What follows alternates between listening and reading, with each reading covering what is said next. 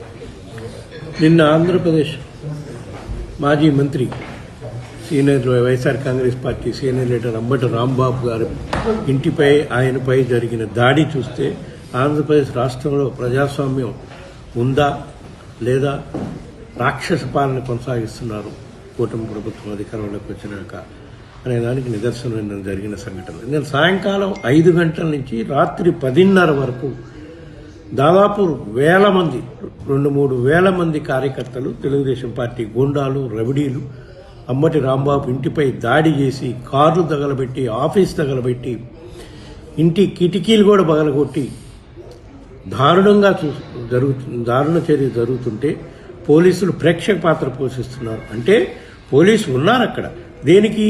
దాడిని సక్రమంగా జరిగేటట్టు చూడటానికి కానీ ప్రొటెక్షన్ ఇవ్వడానికి కాదనేది రుజువైంది నిన్నటి సంఘటనతో. ఈ సంఘటనపై మేము వైఎస్ఆర్ కాంగ్రెస్ పార్టీ అధ్యక్షుడు గారు జగన్మోహన్ రెడ్డి గారి ఆదేశాల ప్రకారం కేంద్ర ప్రభుత్వం దృష్టికి తీసుకెళ్లి ఆంధ్రప్రదేశ్ రాష్ట్రంలో శాంతి భద్రతలు పరీక్షించాల్సిన అవసరం ఉంది. కేంద్ర ప్రభుత్వం ఇంటర్ఫైర్ అవ్వాల్సిన అవసరం ఉంది. ఇటువంటి దారుణమైన పరిస్థితుల్లో ఒక మాజీ మంత్రికే ప్రాణ రక్షణ లేకుండా ఇంటి మీద దాడి చేస్తుంటే పోలీసులు ప్రేక్షకుల్లాగా చూస్తున్నారంటే ఎటువంటి పాలన సాగుతుందో గమనించాలని చెప్పి కేంద్ర హోంశాఖ మంత్రి అమిత్ షా గారికి హోం సెక్రటరీ గారికి కూడా కలిసి విన్నవించే కార్యక్రమం చేస్తాం. ఇటువంటి సంఘటనలు మళ్ళా జరగకుండా ఉండాలంటే కేంద్ర ప్రభుత్వం చర్యలు తీసుకునే కార్యక్రమం చేయాలి అని చెప్పి వైఎస్ఆర్ కాంగ్రెస్ పార్టీ నుంచి మేము డిమాండ్ చేస్తున్నాం.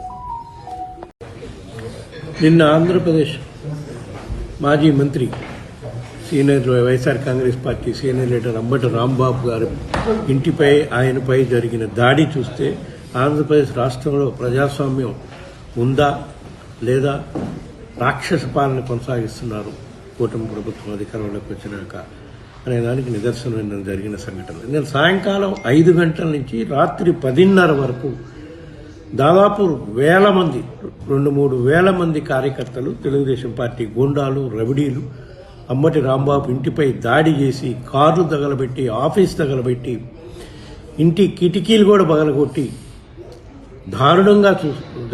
దారుణ చర్య జరుగుతుంటే పోలీసులు ప్రేక్షక పాత్ర పోషిస్తున్నారు. అంటే పోలీసులు ఉన్నారు అక్కడ. దేనికి? దాడిని సక్రమంగా జరిగేటట్టు చూడటానికి కానీ ప్రొటెక్షన్ ఇవ్వడానికి కాదనేది రుజువైంది నిన్నటి సంఘటనతో. ఈ సంఘటనపై మేము వైఎస్ఆర్ కాంగ్రెస్ పార్టీ అధ్యక్షుడు గారు జగన్మోహన్ రెడ్డి గారి ఆదేశాల ప్రకారం కేంద్ర ప్రభుత్వం దృష్టికి తీసుకెళ్లి ఆంధ్రప్రదేశ్ రాష్ట్రంలో శాంతి భద్రతలు పరీక్షించాల్సిన అవసరం ఉంది. కేంద్ర ప్రభుత్వం ఇంటర్ఫైర్ అవ్వాల్సిన అవసరం ఉంది.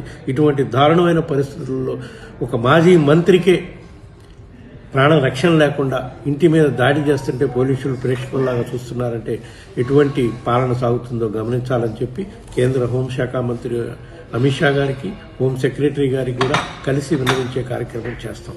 ఇటువంటి సంఘటనలు మళ్ళా జరగకుండా ఉండాలంటే కేంద్ర ప్రభుత్వం చర్యలు తీసుకునే కార్యక్రమం చేయాలి అని చెప్పి వైఎస్ఆర్ కాంగ్రెస్ పార్టీ నుంచి మేము డిమాండ్ చేస్తున్నాం.